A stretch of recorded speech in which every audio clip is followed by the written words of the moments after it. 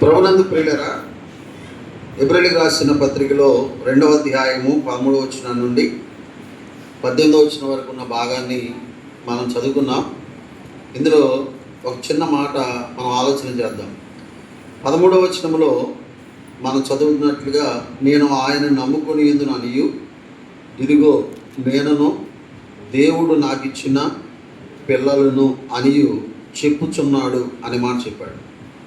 ఇదిగో నేనును దేవుడు నాకు ఇచ్చిన పిల్లలు అని చెప్తున్నాడు.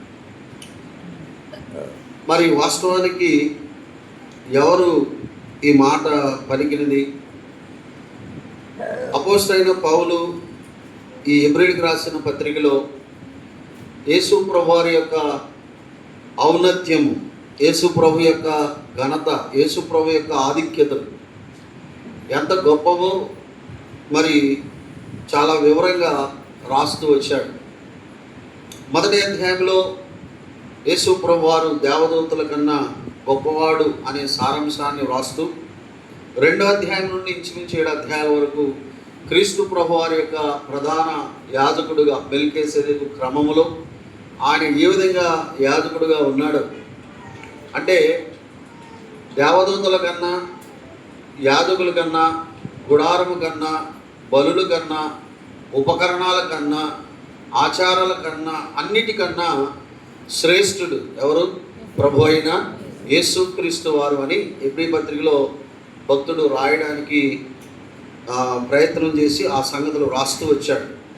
అయితే ఎబ్రీ పత్రికలో అక్కడక్కడ పాత నిబంధన వచనాలు కోట్ చేయడానికి దేవుడు అపోస్తలుడైన పౌలు గారిని బలపరిచారు.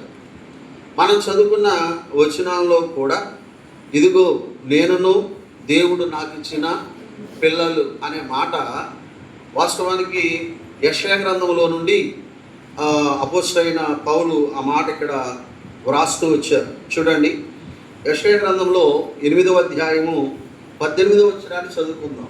8వ అధ్యాయము 18వ వచనంలో, ఇదిగో నేనును యెహోవా నాకు ఇచ్చిన పిల్లలను ఆ సియోను కొండ మీద నివసించు సైన్యములకు అధిపతికి యెహోవాని సూచనలుగాను మాత్కార్యములుగాను ఇశ్రాయేలు మధ్య ఉన్నాము అని మాట చెప్పాడు. ఎబ్రిలికి రాసిన పత్రిక 2:13లో మనం చదువుకున్న మాట, ఇదిగో నేనును దేవుడు నాకు ఇచ్చిన పిల్లలు అనే మాట యెషయా గ్రంథము 8వ అధ్యాయం 18వ వచనంలో ఆ మాట రాశాడు. ఏమని? ఇదిగో నేనును యెహోవా నాకు ఇచ్చిన పిల్లలు అన్నాడు. నేను అంటే ఎవరు? ఏమండి, నేనంటే ఎవరు? ఎబ్రిలికి రాసిన పత్రికలో యేసు ప్రభు వారికి అది సాదృశ్యంగా ఉంది. కానీ యెషయా గ్రంథంలో నేను అంటే ఎవరంటే, ఈ గ్రంథాన్ని రాసింది ఎవరు? యెషయా గ్రంథాన్ని యెషయా గారే కదండి. యెషయా గ్రంథాన్ని రాసింది ఎవరు? యెషయా గారే. అంటే నేను అంటే ఎవరు ఇక్కడ? యెషయా గారు. ఇప్పుడు 8వ అధ్యాయంలో మనం గమనిస్తూ ఉన్నప్పుడు 3వ వచనాన్ని చూడండి. నేను ప్రవక్త యొద్దకు పోతిని అని చెప్పాడు. అంటే యెషయా గారి యొక్క భార్య.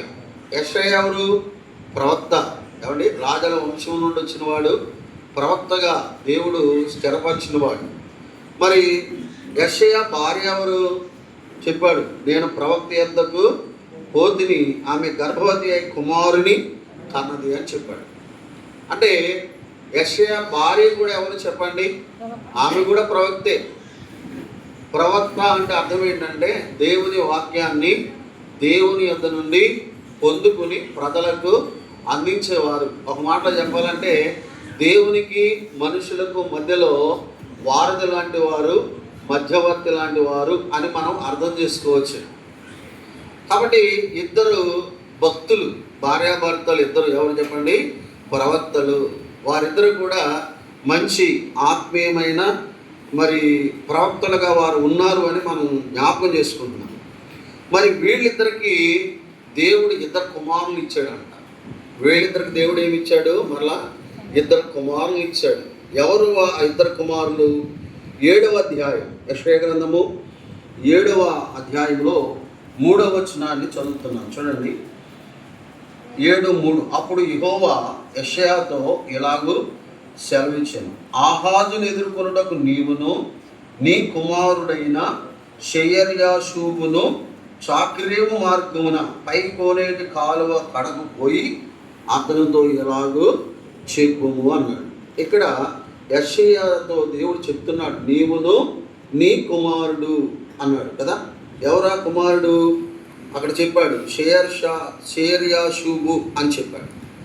షెయర్యాషూబు అని చెప్పాడు. రెండవ కుమారుడు గురించి రాశాడు. 8వ అధ్యాయము 1వ వచనాన్ని నుండి మనం చదివితే 8వ అధ్యాయం 1వ వచనం, మరియు యెహోవా నీవు గొప్ప పలక తీసుకుని మహేర్షాలాల్ హష్బజ్ అను మాటలు సామాన్యమైన అక్షరములతో దాని మీద వ్రాయము. నా నిమిత్తం నమ్మకమైన సాక్ష్యం పలువుటకు యాజకుడైన యూరియాను ఎబెరెక్యాయు కుమారుడైన జకర్యాను సాక్షులుగా పెట్టిదని నాతో చెప్పగా, నేను ప్రవక్త యొద్దకు పోతిని, ఆమె గర్భవతి కుమారుని కనుక యెహోవా అతనికి మహేర్షాలాల్ హష్బజ్ అనే పేరు పెట్టెను అని చెప్పాడు. అంటే ఇప్పుడు చూడండి, యెషయా ప్రవక్తకు యెషయా భార్య అయిన ప్రవక్తకి 2 కుమారులు ఉన్నట్లు ఇక్కడ చూస్తూ ఉన్నాం కదండి. 2 కుమారులు. 7వ అధ్యాయం 3వ వచనంలో షెయర్యాషూబు కనబడుతున్నాడు. 8వ అధ్యాయం 1వ వచనంలో మహేర్షాలాల్ హష్బజ్ అని కనబడుతున్నారు. అంటే ఒక చిన్న కుటుంబం కదా. యెషయా భార్య, యెషయాకు వారి భార్యకు దేవుడు అనుగ్రహించిన 2 కుమారులు. ఇప్పుడు 8వ అధ్యాయం 18వ వచనంలో చెప్తున్నాడు, ఇదిగో నేనును యెహోవా నాకిచ్చిన పిల్లలు అని చెప్తున్నాడు. కుమారులు కదా. ఇదిగో నేనును యెహోవా నాకిచ్చిన కుమారులు లేక పిల్లలు అని చెప్తున్నాడు. అంటే చూపిస్తూ ఉన్నాడు. ఏమండి, ఇశ్రాయేలు ప్రజల మధ్య తన కుటుంబం ఎలాగుందో ఒక సాక్ష్యాన్ని చూపిస్తున్నట్లుగా కనబడతా ఉంది. ఈ రాత్రి మన ప్రియులు మరి దేవుదాసులు తిమోతి గారు, చంద్రకళ గారు, దేవుడు వారికి అనుగ్రహించిన 2 కుమారులు కదా. కుటుంబం మరి ఆత్మీయంగా దేవుని సన్నిధిలో బలపరచబడి కృప పొంది దేవుని కొరకు సాక్షార్థమై జీవించడానికి ప్రభు కృపనిస్తున్న దాన్ని బట్టి ప్రభుని స్తుతిస్తూ ఉన్నాను. ఈరోజు కుమారుడు పుట్టినరోజు అని చెప్పారు, నిజమే. వాస్తవానికి 128వ కీర్తన మరి నాన్నగారు చదివించారు, నిజమే. 127వ కీర్తన ఒక కుటుంబం కట్టబడి సంతానం అనేది ఎలా కలుగుతుందో 127వ కీర్తన వివరిస్తూ ఉంది. 128వ కీర్తన ఆ కుటుంబం ఏ విధంగా వర్ధిల్లింది అనే సంగతులను 128వ కీర్తన వివరిస్తూ ఉంది. 127:1 కుమారులు యెహోవా ఇల్లు కట్టించిన యెడల దాని కట్టువారి ప్రయాసము, అంటే ఒక ఇల్లు కట్టువాడు దేవుడని. 127:3 కుమారులు యెహోవా అనుగ్రహించు స్వాస్థ్యము, గర్భఫలం ఆయన ఇచ్చు బహుమానము అని చెప్పాడు. ఒక ఇల్లు కట్టువాడు ఆయనే, వారికి కుమారులను అనుగ్రహించువాడు ఆయనే. ఆ కట్టబడిన కుటుంబం దేవుని కొరకు ఉన్నప్పుడు కదా 128లో యెహోవా యందు భయభక్తులు గలవారు ఎలాగున ఆశీర్వదించబడతారు అని చెప్పాడు. దేవుని యందు భయభక్తులు కలిగిన ఒక కుటుంబం ఏ విధంగా దేవుడు వారిని ఆశీర్వదిస్తాడో 128వ కీర్తనలో మనం స్పష్టంగా ఇందాక విన్నాం. కనుక ఇక్కడ ఒక సాక్ష్యము చెప్తున్నట్లుగా తెచ్చే కదా, ఇదిగో నేనును దేవుడు నాకు ఇచ్చిన పిల్లలు. మా కుటుంబం ఎలాగా దేవుని వలన కట్టబడింది, దేవుని వలన మాకు కుమారులు అనుగ్రహించబడ్డారు. అంత మాత్రమే కాకుండా 65వ కీర్తన 11వ చరణములు అన్నాడు, సంవత్సరమును దయా కిరీటము ధరింపజేసి ఉన్నాడు అని చెప్పాడు. ఏమండి, అంటే ఈరోజు బాబు పుట్టినరోజు కనుక మరి సంవత్సరాన్ని దేవుడు ఏం చేశాడంట, ఒక దయ, దేవుని దయ, ఒక సంవత్సరం కాలం పాటు క్షేమంగా ఆరోగ్యంగా మరి ఉండి మరొక సంవత్సరం మరి పొడిగింపు జరుగుతుందంటే కారణం ఏంటి చెప్పండి? అది దేవుని దయ. ఏమంటే సంవత్సరం అంతా కాపాడినందుకు దేవుని మనము స్తుతిస్తున్నాం. అపగ్రంథం మనం చూస్తాం కదా, సంవత్సరాలు జరుగుతుండగా నీ కార్యాలు నూతన పరచబడాలి. ఆ బిడ్డల జీవితాలు ఇంకా దీవెనగా ఆశీర్వాదంగా ఉండాలని జ్ఞాపకం చేస్తూ ఉన్నాను. లోకాసు వార్తలో 2వ అధ్యాయంలో ఒక దైవజనుడుగా వారు ఏ విధంగా ఉండాలని చెప్పి నేను ముందుకు వెళ్తాను. 2వ అధ్యాయం 52వ వచనంలో యేసు జ్ఞానమందును వయస్సు యందును దేవుని దయందును మనుషుల దయందును వర్ధిల్లుచున్నాను. ఈ వచనం, ఈ ఆశీర్వాదం మరి ఆ పుట్టినరోజు జరుపుకుంటున్న బాబుకు దేవుడు తన ఆత్మ ద్వారా తన జీవితకాలం ఎల్లా కూడా సమృద్ధిగా అనుగ్రహించి నడిపించును గాక. ఆమేన్. గాక అన్నప్పుడు మీరు అందరూ ఏమనాలి? కొన్ని పాలవాళ్ళు మీరు సంఘంగా కూర్చున్నప్పుడు ఊరికే మనం హైదరాబాదు ట్యాంక్ బండ్లో ఒక ఆయన ఉంటాడు, ఎవరు కదలడం మెదలు ఇప్పుడు వెళ్ళినా అలాగే ఉంటాడు. మనం అలా ఉండకూడదు సంఘంలో, ఏమండి? స్పందిస్తూ ఉండాలి. నేను అడిగిన దానికి మీరు జవాబులు చెప్పాలి. స్త్రీలు మౌనంగా ఉండమంటే భీష్మని కాదు అర్థం. నాయకత్వం చేయకూడదు, కానీ స్పందించాలి, మాట్లాడుతూ ఉండాలి. అప్పుడు మీకు అర్థమవుతుంది వాక్యం. మీరు అలా సీరియస్గా చూస్తున్నారనుకో, మీకు అర్థమై చూస్తున్నారు, అర్థం కాకపోయినా ఆయన సీరియస్గా చూస్తున్నారు, లేకపోతే ఎక్కువ చెప్పేస్తున్నాడు సీరియస్, నాకు అర్థం కాదు. కనుక నాకు ఆత్మ నడుపుదలు కూడా పక్కకి వెళ్ళిపోతుంది. కాబట్టి మీరు కొంచెం యాక్టివ్గా ఉండండి. దేవుని సన్నిధికి మనం వచ్చాం కదా, మనం హుషారుగా ఉండాలి. దేవుని సన్నిధి ఎలా ఉండాలా? ఇంటికి వెళ్తే ఎలా ఉంటాం? ఏం మాట్లాడు? ఇంటికి వెళ్తే ఎలా ఉంటాం? ఉసూరుగా ఉంటాం. ఇక్కడ కూడా అలా పెట్టుకుంటే ఇక అక్కడికి తేడా ఏంటి చెప్పండి? కనుక దేవుని సన్నిధిలో మనం చాలా హుషారుగా ఉండాలి, ఏమంటే సంతోషంగా ఉండాలి. దేవుని వాక్యాన్ని అలాగే మనం స్వీకరిస్తూ ఉండాలి. మరి ఈ వాక్యాన్ని దేవుడు ఆ కుటుంబ పక్షాన, ముఖ్యంగా ఆ బిడ్డ పక్షంగా వారి జీవిత దినాల్లో ఇటు అనుభవాలతో ఆ బాబు ఎదగాలని ఒక దైవజనుడిగా నేను ఆశిస్తూ ఉన్నాను. మంచిది. పుట్టినరోజు అంటే వాస్తవానికి మనం చాలా హ్యాపీ హ్యాపీ హ్యాపీ బర్త్డే అనుకుంటాం, కానీ నిజంగా అర్థమైతే హ్యాపీ కాదు. ఏంటి చెప్పండి? సాడ్. ఏంటది? అర్థమైందా నేను చెప్పింది? నేను రివర్స్లో చెప్తున్నాడు అనుకుంటున్నారా?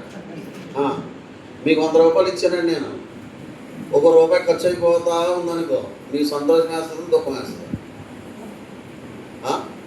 మీకు 100 రూపాయలు ఇచ్చాను, మీరు ₹1 ఖర్చు పెట్టేస్తున్నారనుకోండి, ఇప్పుడు మీకు హ్యాపీగా ఉంటుందా దుఃఖంగా ఉంటుందా? ఎందుకని? ఖర్చు అయిపోతుంది అని. ఇప్పుడు మనం వాస్తవానికి హ్యాపీ బర్త్డే కేక్ కట్ చేస్తున్నామంటే ఒక సంవత్సరం అయిపోయిందిరా నీకు, దగ్గర పడుతున్నారని దాన్ని సూచనది. అలా చెప్తే మీరు ఊరుకోరు కదా. అందుకే మనం అలాగా డివైడ్ చేసుకున్నాం దాన్ని. అంటే దేవుడు మనకు నిర్ణయించాడు కదా, ఎన్ని సంవత్సరాలు, ఎన్ని రోజులు, ఎన్ని వారాలు నిర్ణయించాడు. ఫుల్ స్టాప్ పెట్టాడు దేవుడు. అది ఎప్పుడు మనకి తెలియదు. ఇప్పుడు ఒక సంవత్సరం అయిపోతా ఉంది అంటే మా వాడు ఇంకా హ్యాపీ బర్త్డే ఎదుగుతున్నాడని మనం కేకులు కట్ చేస్తాం. కానీ ఆ సంగతి మనకు అర్థమైతే, ఏమంటే నిజంగా మనం హ్యాపీ ఉండదు. ఒక సంవత్సరం అయిపోయిందిరా నా బ్రతుకులోనే, ఇంకెన్ని రోజులు ఉందో ఎన్ని రోజులు అనుకోవాలి. అలాంటి సిచ్యువేషన్ అనమాట. నిజమే, మంచిది. అంటే అవగాహన కోసం మాట చెప్తున్నాను. అంటే చేసుకోవద్దని కాదు, చెప్పొద్దని, ప్రభువుని సృష్టించొద్దని చెప్పట్లేదు. ఎంతకాలం ఉన్నా ఏది చేసినా దేవుడు తన కృపే. కాబట్టి ఈ విషయాలన్నింటిని బట్టి కూడా ఏం చేస్తున్నానంట? దేవుని స్తుతిస్తూ ఉన్నాడు. తెస్సలోనిక పత్రిక 1వ పత్రిక 5వ అధ్యాయంలో మనం ఎరిగినట్లుగా 16వ వచనం అనుకుంటూ చూడండి, ఏమన్నాడు?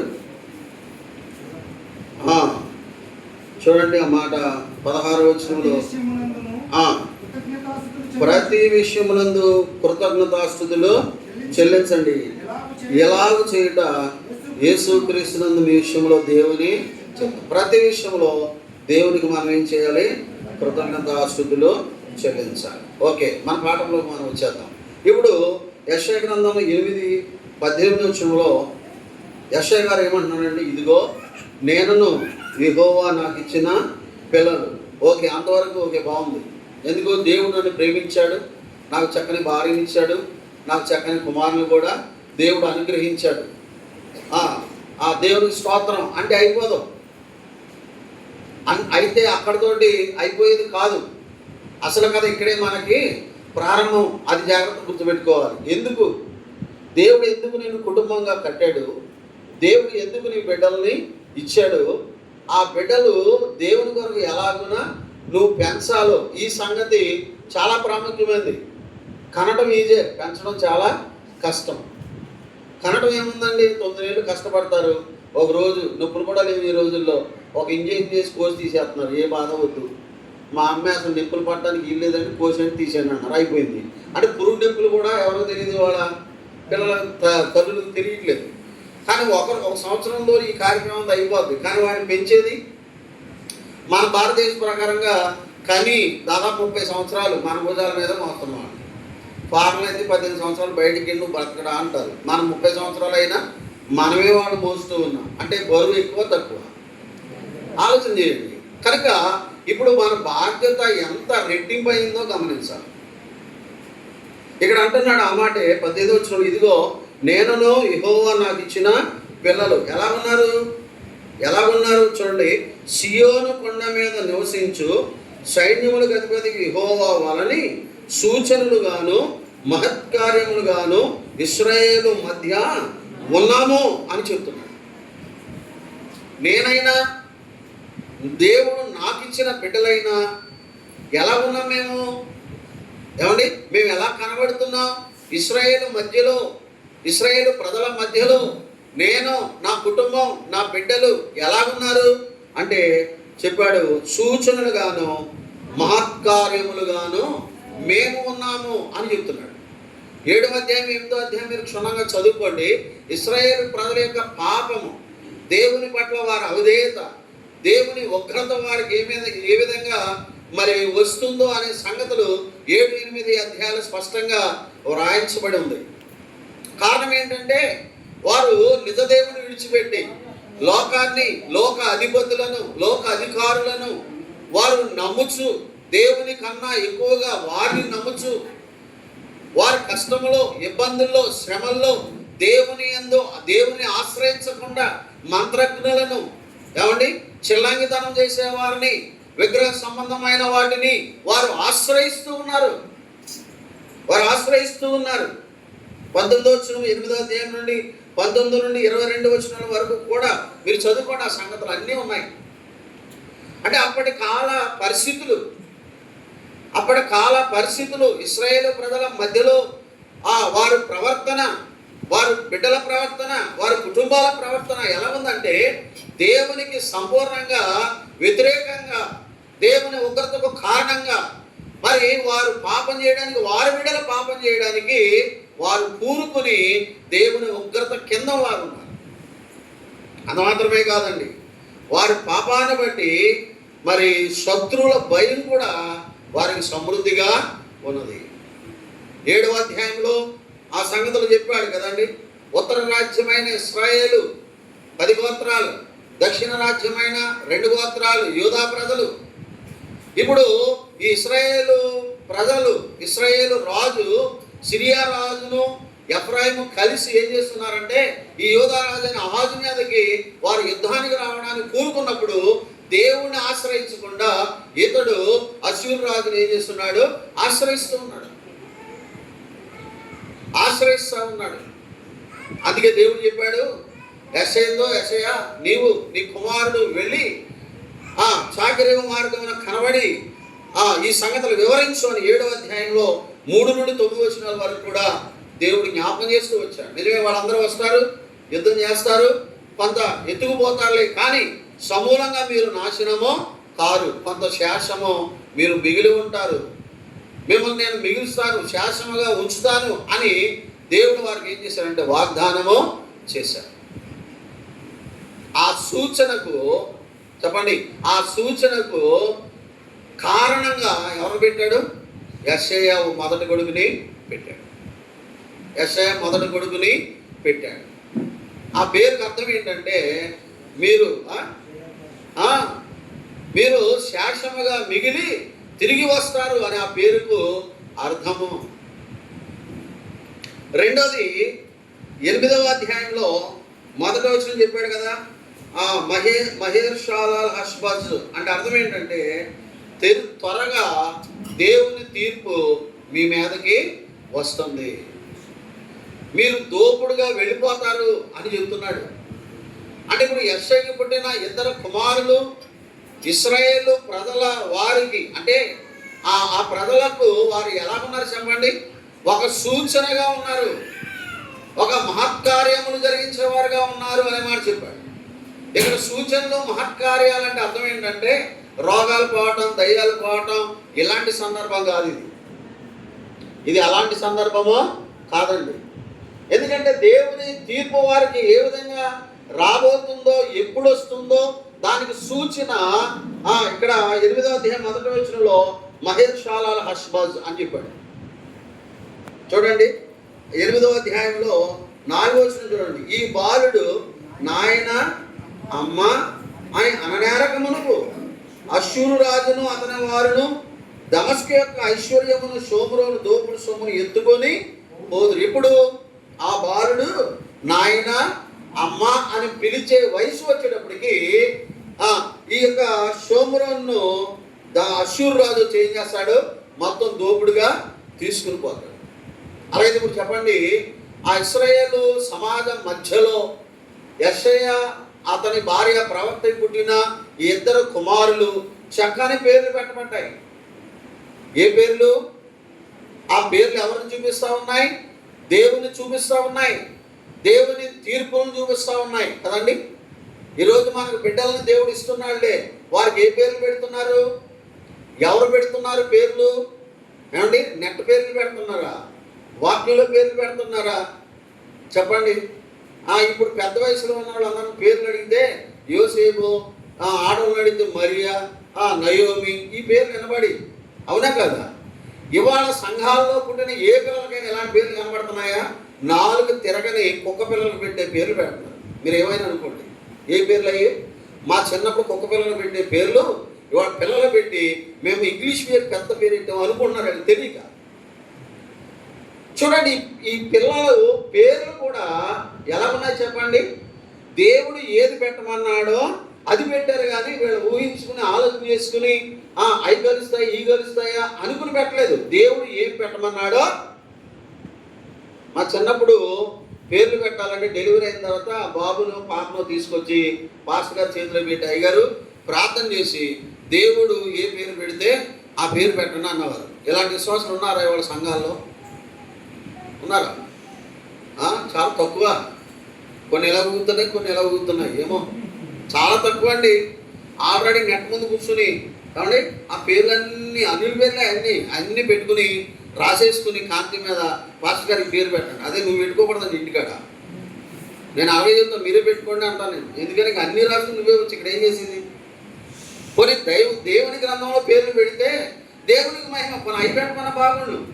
ఇప్పుడు కర్మ ఏంటంటే మేము దైవజనమైన అన్యుల పేర్లు తీసుకొస్తే యేసు ప్రభువు నామం అన్యుల పేరు పెట్టచ్చు.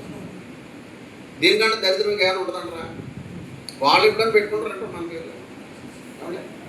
అన్యులు పిల్లలు పుట్టిన వాళ్ళు పిల్లలు పుడితే యేసు పేరు పెట్టుకుంటారని యేసు పెడతారు. ఇక ఆడు రివర్స్లో ఉంటాడు, పేరే యేసు, అంత రివర్స్. చూడండి, వీళ్ళు నేను నా ఇంటి వారు ఏమండి, నేను నా పిల్లలు ఎలా ఉన్నాము? సూచనలుగా ఉన్నాం, మహత్కార్యములు కనపరిచే వారంగా మా పిల్లలు ఉన్నామని వారు ధైర్యంగా విట్నెస్ ఇస్తూ ఉన్నారండి. అంటే సూచనలు అన్నమాట. ఇబ్రిలో దాన్ని ఇంగ్లీష్లో ట్రాన్స్లేట్ చేసేటప్పటికి దాన్ని ఏమంటారంటే మన రోడ్డు పక్కన సైనింగ్ బోర్డ్స్ అంటారు కదా, సైనింగ్ బోర్డ్స్ ఉంటాయి చూడండి. అంటే స్పీడ్ బ్రేకర్ ఉంది, దాని ముందు ఓ సైనింగ్ బోర్డు. ఇప్పుడు ఆ బోర్డు కూడా పెట్టుకోవట్లేదు కానీ ఆ బోర్డు ఉంటుంది. 100 మీటర్ల ముందేమో స్పీడ్ బ్రేకర్ ఉందని ఒక సూచన, లేకపోతే టర్నింగ్ తిరుగుతుంది అక్కడ ఒక సూచన, ఇక్కడ బ్రిడ్జి ఉంటుంది అదొక సూచన. సైనింగ్ బోర్డ్స్ అంటారు వీళ్ళన్నింటినీ.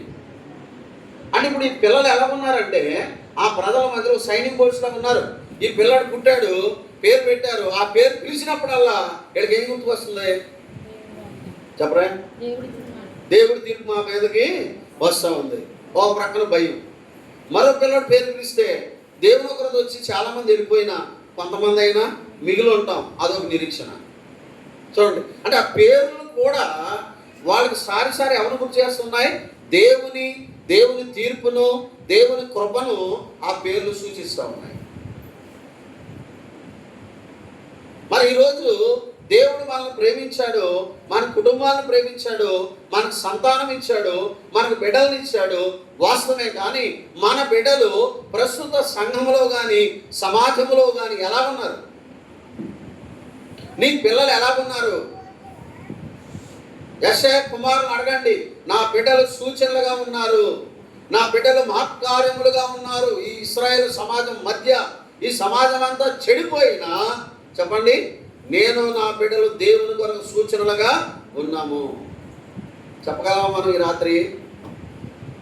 నా బిడ్డలు ఇలా ఉన్నారండి, నా బిడ్డలు దేవునికి సూచనగా ఉన్నారు, నా బిడ్డలు దేవుని వాక్యానికి సూచనగా ఉన్నారు, నా బిడ్డలు దేవునికి మహిమకరంగా సూచనలుగా బ్రతుకుతున్నారు అని మనం సాక్ష్యం చెప్పగలమా? ఆలోచన చేయాలి. కానీ వీరి గురించి మనం ఆలోచన చేస్తూ ఉన్నప్పుడు ఎంత సంతోషం, ఎంత ఆనందం కలుగుతుందో చూడండి. ఇదిగో నేనును యెహోవా నాకు ఇచ్చిన పిల్లలను సియోను కొండ మీద నివసించు సైన్యములకు అధిపతి యెహోవా వారిని సూచనలుగాను మహత్కార్యములుగాను ఇశ్రాయేలు మధ్య ఉన్నాము అని చెప్పాడు. కాబట్టి దేవుడు మనకిచ్చిన బిడ్డలు దేవుని కొరకు పెంచడానికి మనం ప్రయత్నము చేయాలి. ఇప్పుడు వీళ్ళు దేవుని కొరకు సియోను కొండ మీద సూచనలుగా మహత్కార్యములుగా ఉన్నారు అంటే అర్థం ఏంటంటే, ఈ యెషయా గారు దేవుని వాక్యం బాగా ఎరిగినవాడు. ఆమె భార్య కూడా ఎవరు? ఆ యెషయా భార్య గారు కూడా ఎవరు? ప్రవక్త్రి. అంటే ఆమె కూడా వాక్యం ఎరిగినదే. మరి ఇద్దరు కలిసి బిడ్డలకు ఏం నేర్పిస్తున్నారు చెప్పరా? ఇద్దరు కలిసి బిడ్డలకు ఏం నేర్పిస్తున్నారు చెప్పండి? దేవుని వాక్యం. ఒరే నీ పేరేంటో తెలుసా? దేవుడు ఎందుకు ఆ పేరు పెట్టమన్నాడో తెలుసా? సంగతి ఇది. చిన్నడా నీ పేరేంటో తెలుసా? ఇది. ఎందుకు పెట్టమన్నాడు దేవుడు తెలుసా? ఇది కారణం. కనుక నిన్ను చూస్తూ ఉంటే వీళ్ళందరికీ భయం. ఎందుకంటే నువ్వు అమ్మ నాన్న అని పిలిచేటప్పటికి ఏమవుతాం? మేము అందరం కూడా దోపుడు సొమ్ముగా వెళ్ళిపోతాం. అయిపోయి వీడు ఎదుగుతున్నాడని ఆడకు భయం. అంతే కదా? వాడు ఎదిగిపోతే అమ్మ నాన్న అనే వయసు వచ్చేటప్పటికి మీరు దోపుడు వెళ్ళిపోతారంటానికి ఒక సూచనగా దేవుడు వారి ముందు పెట్టాడు. అంటే అర్థం ఏంటంటే, ప్రవక్తలు కేవలం బోధించడం మాత్రమే కాదు, వారి జీవితం ఒక పటంగా సమాజం మధ్యలో దేవుడు ఉంచాడు. ఊరికే బోధ కాదు ముఖ్యం. ఏది ముఖ్యం చెప్పండి? సాక్షి ముఖ్యం. మన భక్తి మాత్రమే ముఖ్యం కాదు, ఆ భక్తిలో సాక్ష్యంతో కూడిన భక్తి ముఖ్యం. ఈరోజు మనకు భక్తి ఉంది, భక్తి సంబంధమైన ఆచారం ఉంది, కానీ అందులో ఆత్మీయత లేదు, అందులో ఆత్మీయత కనిపించట్లేదు. పేరుకు క్రైస్తవులు, దేవుని శక్తి లేని ప్రజలుగా ఉన్నాం. కాబట్టి అన్ని జనులు ఎదుట మనల్ని బట్టే దేవుని నామం ఏం చేయబడుతుందండి? దూషించబడుతుంది. ఎలా బ్రతుకుతున్నాం సమాజంలో మనం? ఊరికే దేవుని నమ్ముకుని బైబిల్ సంకలో పెట్టుకుని మా మందిరానికి వస్తే దేవుడికి సంతోషం కాదండి. ఇక్కడున్న సమయం కాదు దేవుడికి కోరుకునేది, నువ్వు బయట ఉన్న సమయము. ఏమండి? నువ్వు బయట ఉన్న సమయము దేవుడిని చూసేది. ఇక్కడ అందరు బాగానే ఉండరు, దేవదూతలాగానే ఉండరు. కానీ బయట ఉన్న సమయం సమాజంలో సంఘంలో వేరుగా ప్రత్యేకంగా మన జీవితాలు మనం ఉండాలి, మన బిడ్డలు ఉండాలి. ఏమండి? నేను మాట్లాడుతాను. ఇక్కడ ఎంతమంది కూర్చున్నారు? మీ పిల్లలందరూ వచ్చారా? ఎక్కడున్నారు వాళ్ళు ఇప్పుడు? కొంతమంది హాస్టల్లో ఉన్నారు, కొంతమంది చదువుకున్న నిజమేలే. ఇళ్ళ పడిన వాళ్ళు అన్నారు వచ్చారా? ఆలోచన చేయాలి. మనం పిల్లలకి ఏం జరుగుతున్నాం అంటే, నేను మందిరానికి వెళ్తాను రా, నువ్వు ఇల్లు జాగ్రత్తగా చూసుకో, అవసరం అయితే టీవీ పెట్టుకో, లేకపోతే సెల్ ఫోన్ ఇస్తాను చూస్తూ ఉండు, నేను వెళ్ళి వస్తాను. ఎక్కడికి వెళ్ళి వస్తాను? మరి నీ పిల్లలు ఆలోచన చేయండి. ద్వితీయోపదేశకాండం 6వ అధ్యాయం 7వ వచనం చూడండి. 6వ అధ్యాయం 7వ వచనంలో, చేసి నీ ఇంట కూర్చున్నప్పుడును, త్రోవను నడిచినప్పుడును, పండుకొడినప్పుడును, లేచినప్పుడును వాటిని గురించి మాట్లాడవలను, సూచనగా వాటిని నీ చేతికి కట్టుకొనవలను అన్నాడు. ఏమండి? ఇక్కడ ఉన్న మాట చూడండి. నీవు నీ కుమారులకు వాటిని అభ్యసింపజేసి, వేటిని? 6వ వచనంలో, నేడు నేను నీకు ఆజ్ఞాపించు ఈ మాటలు నీ హృదయములో ఉండాలి, నీవు వాటిని నీ బిడ్డలకు అభ్యసింప చేయాలి. నువ్వు వారు కూర్చున్నప్పుడు, త్రోవ నడుచున్నప్పుడు, పండుకున్నప్పుడు, లేచినప్పుడు వాటిని గురించి మాట్లాడాలి. వేటిని గురించి చెప్పాలి మీరు? వేటిని గురించి మాట్లాడాలమ్మా? మన పిల్లల దగ్గర ఏ మాటలు మాట్లాడాలి? ఏమండి, అర్థమానం ఏం మాట్లాడాలి? మన చేతులకు ఏముండాలి? సూచనగా. చేతికి సిలువ పెట్టుకుంటే కాదు, మెడలో సిలువ వేసిన తిరిగితే కాదు. ఏమండి, మనకు సూచనలు అయ్యి ఏంటయ్యి? వీళ్ళ క్రైస్తవులు రావడానికి సూచన ఏంటి? చేతిలో ఓ సిలువ, మెడలో ఓ సిలువ. ఈ సూచనలు అది కాదు. దేవుని వాక్యం మీకు మీ చేతికి సూచనగా ఉండాలి. అది మీ బిడ్డలకు నేర్పించాలి. నువ్వు ప్రార్థన చేయాలి, నీ బిడ్డలకు ప్రార్థన నేర్పించాలి. నువ్వు మందిరానికి రావాలి, నీ బిడ్డలను కూడా ఎక్కడ తీసుకురావాలి? మందిరానికి తీసుకురావాలి. నువ్వు భక్తి చేయాలి, నీ బిడ్డలకు భక్తిని నేర్పాలి. మాకు సామెత ఉంటుంది, మీకు తెలుసలేదు. గేదెల్ని చేనులో మేస్తే దూడ గట్టి మీద మేస్తుందా అని అంటారు. అంటే అర్థమేంటి? తెలుసా తెలీదా? ఏదో చెప్పండి, నా టైం అయిపోతుంది. నేను నుంచుంటే టైం స్పీడ్ అయిపోతూ ఉంటుంది. అంటే నేనేమో చేలో పడి దొరపడి ఆ వరి పంట అంతా తినేస్తా ఉంటే దూడ కట్టు మీద ఎందుకు ఉంటుంది? అది కూడా ఏం చేస్తే, నువ్వు ఎక్కడ ఉంటావో నీ బిడ్డలు అక్కడే ఉంటారు. నువ్వేం మాట్లాడతావో నీ పిల్లలు అదే మాట్లాడతారు. నువ్వేం చూస్తావో నీ బిడ్డలు కూడా అదే చూస్తారు. నువ్వు ఎలా ప్రవర్తిస్తున్నావో నీ బిడ్డలు కూడా. మన ప్రవర్తన సరిలేకుండా మన బిడ్డలను క్రమపరచడానికి పాత రోజులు కాదు ఇవి. ఇప్పుడు ఏమన్నారు తెలుసా? నువ్వు చూడలేదా? ఇందా నువ్వు అనలేదా? నువ్వు వెళ్ళలేదా? నేను ఎందుకు వెళ్ళకూడదు అని ప్రశ్నిస్తున్నారు. ఇది ఏ కాలం చెప్పండి? ప్రశ్నించే కాలం. అలాగని ప్రశ్నించే జైల్లో పడేస్తున్నారు. ఏమండి, ఏ కాలం ఇది? ప్రశ్నించండి అంటున్నారు, ప్రశ్నిస్తే జైల్లో పడేస్తున్నారు. ప్రశ్నించట్లేదా మన పిల్లలు?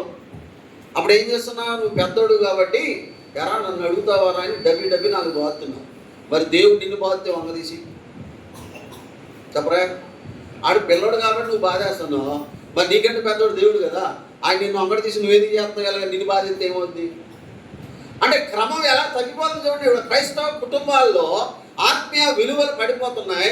ఆత్మీయ విలువలు దేవుని వాక్యానికి ప్రాధాన్యత లేకపోవడానికి, కేవలం ఆచారాలు, అలవాట్లు, పద్ధతులు మాత్రమే అనుసరించేవారుగా మిగిలిపోవడానికి కారణం ఎవరంటే పేరెంట్స్.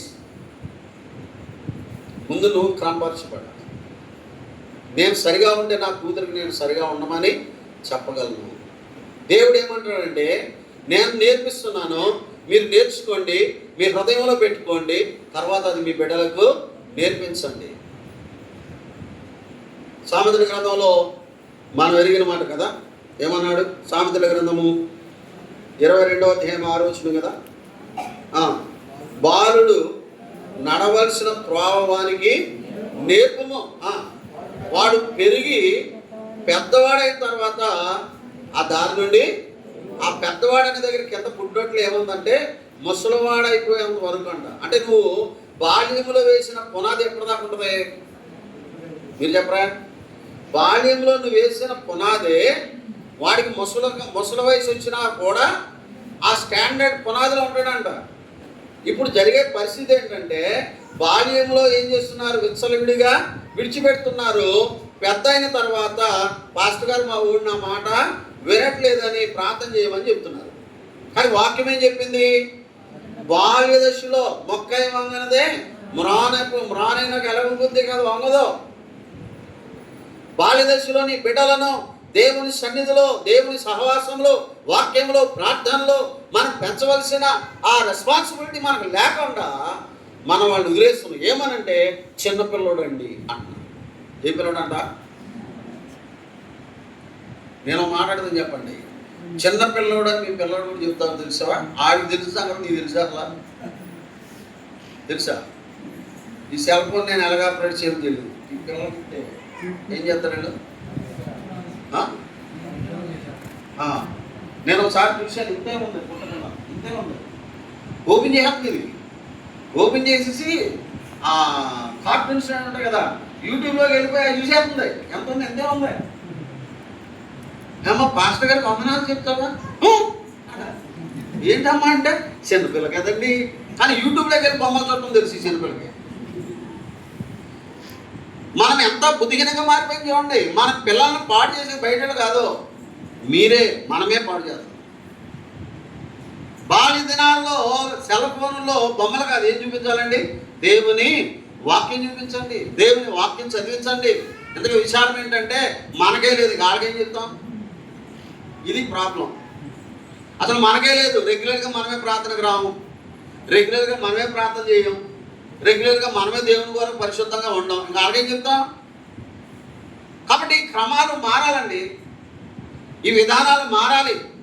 మన కుటుంబాలు బాగుపడాలంటే, మన కుటుంబాలు ఆశీర్వదించబడాలంటే ప్రస్తుత విధానంలో చాలా కుటుంబాల్లో ఆత్మీయ క్రమాలు మారకపోతే ఏమండి ఏమాత్రం కూడా మన బిడ్డలకి ఇది ఆశీర్వాదము కాదు అనే సంగతి గుర్తుపెట్టు.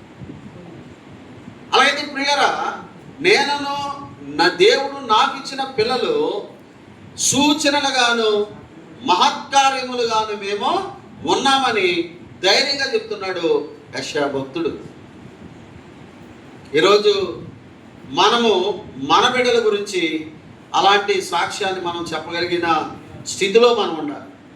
అలాగా ఒక ఆమె, అంటే చాలామంది ఉన్నారు, అలా పెంచిన వాళ్ళు ఉన్నారు. మనం అందరికి బాగా ఎరిగిన ఒక ఆమె గురించి నేను చెప్తాను. చూడండి, దేవుని వాక్యంలో సమూయేలు మొదటి గ్రంథంలో 1వ అధ్యాయం నుండే మనం చూస్తాం. ఎవరు? వెరీ గుడ్, అన్న కదండి. అన్న చక్కగా దేవుని సన్నిధిలో ఉండి కన్నీటితో ప్రార్థన చేసి ఓ కుమారుణ్ణి పొందుకుంది. ఎవరు ఆ కుమారుడు? చెప్పాలి మీరు. ఆ కుమారుడు ఎవరండి? సమూయేలు. లేక చాలా సంవత్సరాల నిరీక్షణ. ఎవరు? సమూయేలు. ఆవిడ ఏమని ప్రార్థన చేసిందంటే, నువ్వు నాకు బిడ్డనిస్తే నేను నీ కొరకు పెంచుతా. ఇదిగో ఇశ్రాయేలు ప్రజలలో ఒక మంచి ప్రవక్తగా నా బిడ్డను నేను సిద్ధపరుస్తా. ఆ భక్తుడు చెప్పాడు, అన్న కన్నీటి ప్రార్థనలో కొట్టుకొచ్చిన వాడే సమూయేలు అని. తల్లిదండ్రుల ప్రార్థన బిడ్డల్ని ఏ విధమైన ఆత్మీయ స్థితిలో తీసుకుని వెళుతుందో, ఇదిగో ఈ ఫ్యామిలీ మనకు ఆదర్శం అండి. ఈ ఫ్యామిలీ మనకెంతో ఆదర్శం. సాధారణంగా లేక పుట్టాడు అంటే ఇక వాడిని కింద పెడతాం మనం అసలు. అంటే ఓ 10 సంవత్సరాలు పుట్టాడు పిల్లడు, ఆయన కింద అసలు వదులుతాం మనము? అయ్యో ఎంత ఎండ తగ్గుతాయి, ఎండ అయ్యో మంచి. అసలు మన పిల్లలు రోగస్తులు అయిపోతాం కారణం మనమే. ఎందుకంటే మనం చిన్నప్పుడు ఎండలో ఎలా తిరిగేవాళ్ళం అండి? ఎండలో తిరిగేవాళ్ళం, వర్షంలో తిరిగేవాళ్ళం, మంచులో తిరిగి ఓ తుమ్ము వచ్చేది కాదు, ఓ జ్వరం వచ్చేది కాదు. జ్వరం వస్తే స్కూల్ మానేద్దామని దుప్పటి మూసుకెట్టేసి కొంచెం ఒళ్ళు వేడెక్కితే అమ్మ వేడిగా వద్దు జ్వరం. ఇంకోటి ఏంటంటే రొట్టె ముక్కలు వస్తాయి. ఇప్పుడు ఉన్న పప్పులప్పుడు మాకు లేవు, స్నాక్స్ లేవు. జ్వరం వస్తేనే ఏం దొరికింది? మేమే అనుకున్నాం అంటే ఆ రొట్టె కావాలంటే ఏం రావాలి? ఇప్పుడు మాకు జ్వరం రావాలి, అది వచ్చేది కాదు. ఇప్పుడు చెప్పరా, ఇక అమ్మానం లైన్ కడతాం ఎక్కడికి? హాస్పిటల్కి. కారణం ఏంటంటారు? మనమే. ఆడికి ఎండ తాగలదు, మంచు తాగలనెవరో, వర్షం తాగలరో, ఇమ్యూనిటీ సచ్చైపోతుంది వాళ్ళు. అందుకే అన్ని మందులు పైనుండి మనం లోనకే వేయాల్సి వస్తుంది. కానీ ఈమె అలాంటి చాలా సంవత్సరాలకు బిడ్డను పుడితే నేను ఇంటికాడ పెంచుకుంటాను, జాగ్రత్త పెంచుకుంటాను అనలేదు. నీ కొరకు ఇస్తాను ప్రభువా, నీ కొరకే ఆ బిడ్డను మళ్ళా ఇచ్చేస్తాను, నాకు ఒక నింద పోవాలి. రెండోది, ప్రస్తుతము ఇశ్రాయేలు దేశంలో ఉన్న దేవాలయంలో పరిచర్య చెడిపోయింది. అక్కడ ఏలి ఉన్నాడు, వారి కుమారులు హోప్ని ఫినేస్ 2 కుమారులు ఉన్నారు, వాళ్ళు చెడిపోయిన వారు ఉన్నారు. వారి ప్రవర్తన బట్టి చాలా మంది మందిరానికి కూడా వెళ్ళలేని దుస్థితి వచ్చింది. నాకు కుమారుని ఇస్తే నేను నీ కొరకు పెంచుతా, నీ మందిరంలో యోగ్యంగా పరిచర్య చేసేవాళ్ళగా నేను పెంచుతానని ప్రార్థన చేసింది. దేవుడు ఇచ్చాడు. దేవుడు పిల్లలు ఇచ్చేదాకా మనము ఒకటి మాట్లాడతాం, పిల్లలు ఇచ్చాక చెప్పరా. నాకు చాలా అనుభవాలు ఉన్నాయి మా సంఘంలో. అసలు పిల్లలు ఇవ్వాలి కానీ పాస్టర్ గారు మీకే ఇచ్చేస్తామండి. సేవకే ఏంటన్నా, పుట్టాక ఆడో ప్రార్థన రారు, ఏళ్ళ ప్రార్థన, ఇంకే సేవ చేస్తాడు. అవునండి. అంటే చూడండి, పుట్టిదాకా ఒకటి, పుట్టాక ఒట్టి తీసి గట్టి మీద పెట్టు. కానీ ఈమె అలాంటిది కాదు.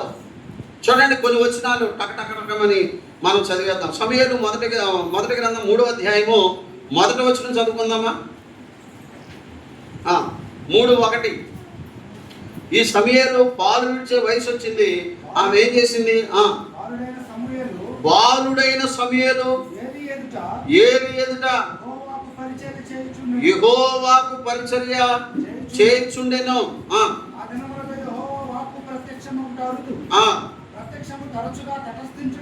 చాలండి. ఏలి ఎదుట సమూయేలు ఏ వయసులోకి వచ్చాడు చెప్పండి? బాలుడైన సమూయేలు ఏలి ఎదుట యెహోవాకు పరిచర్య చేయించు ఉండెను అనే మాట చెప్పాడు. 3వ వచనంలో దీపం ఆరిపోక మునుపు సమూయేలు దేవుని మందసమున్న యెహోవా మందిరములో, అది 3:3 చదువుదాం. ముందు ఎక్కడున్నాడు ఇతను? యెహోవా మందిరములో ఉన్న బాలుడు అనుకోండి. మందిరములో ఉన్న బాలుడు ఏ వయసులో? బాల్య వయసులో. 3:1 దేవుడైన యెహోవాకి ఏం చేస్తున్నాడు? పరిచర్య చేస్తున్నాడు. 2వ అధ్యాయంలో 11వ వచనం చూడండి. అక్కడ కూడా అదే చెప్పాడు. తర్వాత ఎల్కానా రామాలోని తన ఇంటికి వెళ్ళిపోయాను. అయితే ఆ బాలుడు యాజకుడైన ఏలి ఎదుట యెహోవాకి ఏం చేస్తున్నాడు? పరిచర్య చేస్తున్నాడు. 18వ వచనం చూడండి. బాలుడైన సమూయేలు నారతో నేయబడిన ఏఫోదును ధరించుకొని యెహోవాకు పరిచర్య చేయుచుండెను. ఏఫోదు ఎవరు ధరిస్తారు? ఏమండి? యాజకుడు ధరిస్తారు. అంటే ఇప్పుడు బాలుడైన సమూయేలు ఏం ధరించుకున్నాడు చూడండి. అంటే అతని స్టాండర్డ్ ఎలా ఎదిగిపోయింది చూడండి. బాల్య దశలోనే దేవుని మందిరం దగ్గర విడిచిపెట్టి వెళ్ళిపోయింది తల్లి. మమ్మీ నీ వెనకాల వచ్చేతనని ఏడవలేదు, ఏడ్చాడా? మనోళ్ళైతే చెప్పండి, వెనకాల వస్తామని ఏడుస్తూ ఉంటే మనం కేజీలు పప్పడిచ్చి వస్తామండి. ఏడవద్రా బాబు ఏమి పేచి పెట్టలేదు. అంటే ఆ ఇంటికాడ ఉన్నప్పుడు ఆ తల్లి పాలిస్తూ ఏమి నేర్పించింది? తప్పరా? చందమామ రావే, జాబిల్లి రావే, కొండెక్కి రావే అని ఒకప్పుడు చిన్నప్పుడు కదా. ఇప్పుడు ఇక మీకే తెలియాలి. నా నోటి దగ్గరికి ఏం చెప్తారండి? భోజనం పెట్టేటప్పుడు ఆ టీవీ పెట్టడం, సెల్ ఫోన్ చేతికిస్తాం. అందులో ఏమవుతున్నాయి? దేవుని మాటలు వస్తున్నాయా? ఆ మాటలు చూస్తే వీడికి ఏం పెడుతున్నా చెప్పండి? అన్నవాడికి వంట ఎలా పడుతుందో ఈ ఆడి హృదయానికి అలా పడుతున్నాయి. కానీ మనం నేర్పించలే. చందమామను చూపించలేదు, లోకంలో ఉన్న సినిమా పాటలు కూడా చూపించలేదు. ఎవరు చూపించింది? దేవుడు చూపించింది. దేవుడు మందిరాన్ని చూపించింది. అక్కడ పరిచర్య నువ్వు ఎలా చేయాలో నేర్పించేసింది బాల్యంలోనే. సమూయేలు మొదటి గ్రంథం 12వ అధ్యాయంలో 23వ వచనం చూడండి. 23వ వచనం 12:23. నా మట్టుకు నేను మీ నిమిత్తము ప్రార్థన చేయటము మానుట వలన యెహోవాకు విరోధంగా నేను పాపం చేసిన వాడిని అవుతానన్నాడు. అంటే సమూయేలు మందిరంలో ఉన్నవాడు మాత్రమే కాదు, యెహోవాకు పరిచర్య చేస్తున్నవాడు మాత్రమే కాదు, ఎఫోదు ధరించి పరిచర్య చేస్తున్నవాడు మాత్రమే కాదు, ప్రజలందరి నిమిత్తం ఏం చేస్తున్నాడు? ప్రార్థనా పరుడైన సమూయేలుగా ఉన్నాడు. సమూయేలు మొదటి గ్రంథము 2వ అధ్యాయము ఆఖరి వచనంలో 28వ వచనం చూడండి. కాబట్టి నేను ఆ బిడ్డను యెహోవాకు ప్రతిష్ఠించున్నాను, తాను బ్రతుకు దినములన్నిటిలో వాడు యెహోవాకు ప్రతిష్ఠితుడని చెప్పాను. అప్పుడు వాడు యెహోవాకు అక్కడే దైవజనుల పట్ల విధేయత కలిగిన వాడు. ఏమండి? దైవజనుల పట్ల ఏం కలిగిన వాడు? విధేయత కలిగిన వాడు. 12వ అధ్యాయం సమూయేలు మొదటి గ్రంథము 4వ వచనం చూడండి. 12వ అధ్యాయము 4వ వచనం సమూయేలు.